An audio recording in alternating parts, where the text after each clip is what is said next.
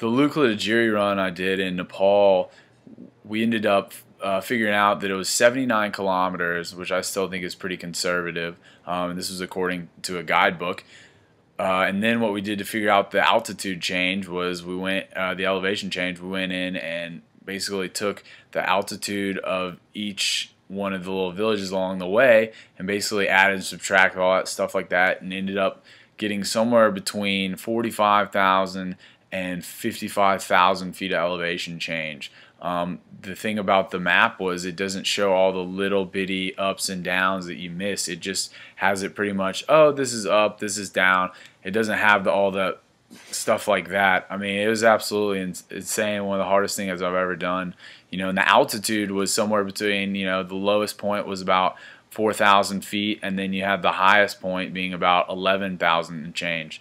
But after coming from 18,000 feet, it just felt normal. The Lukla Jiri run was just something I pretty much conjured up during the middle of my Everest trek.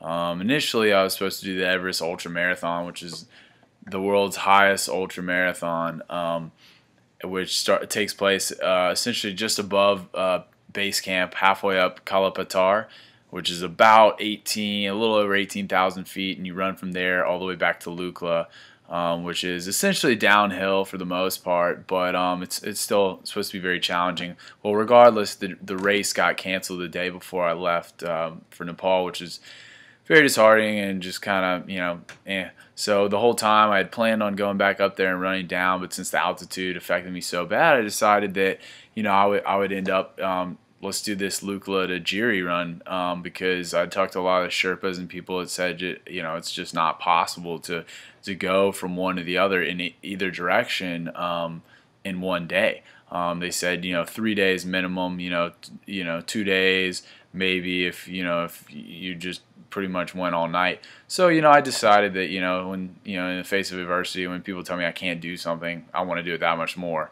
So that's why I decided on doing the run, and, woke up early, at like 3 o'clock in the morning, the first night in Lukla. Couldn't really sleep, was nervous about it. Never been on this trail before. It is pouring rain. It is foggy.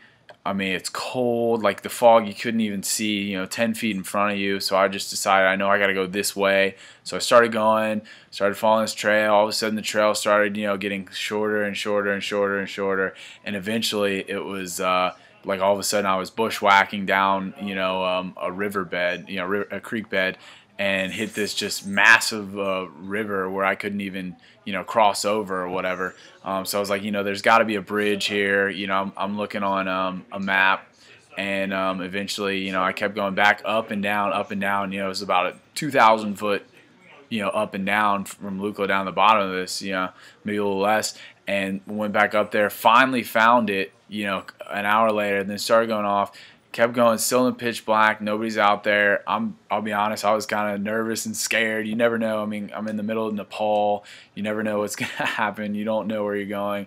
I mean, it was absolutely insane. I can't really compare it to anything I've ever done in my life. And finally, I'm going up this mountain. I get to the top of this mountain, and there's a sign that says, where I'm basically one of the little towns I was trying to go to. The next one, I can't remember the name of it, but it was basically pointed back in the direction that I had just hacked my way up this dang mountain, and that was just, that was awful. So I turned around, started going back the other way, and eventually by the time I got back down the daylight was breaking, and all the porters and stuff like that were now traveling, and most of them don't speak English, so I'd have to ask them, Jumbesi this way, or Jiri this way, and they say yeah, whoa, long way. So that was one of the things I did, but it was just a all-around great run. I had a blast. It was very technical. A lot of times you find yourself like with a cliff drop, just 300-400, then a couple thousand feet just dropping straight off. It was literally up and down, up and down. I've never run anything that hard in my life, but I've never been in better shape to do it. It just, the ups were just went on forever. There was just rocks strewn. I mean, I've never run on anything rockier in my life. I literally, this is the only place I've ever been where I could not bomb the downhill, because there's just, you're literally running on loose rocks almost the entire time. And the fact that these porters are carrying, 150, 180 pounds on their head, on their back, up these mountains with sandals on, is just, it's ridiculous to me.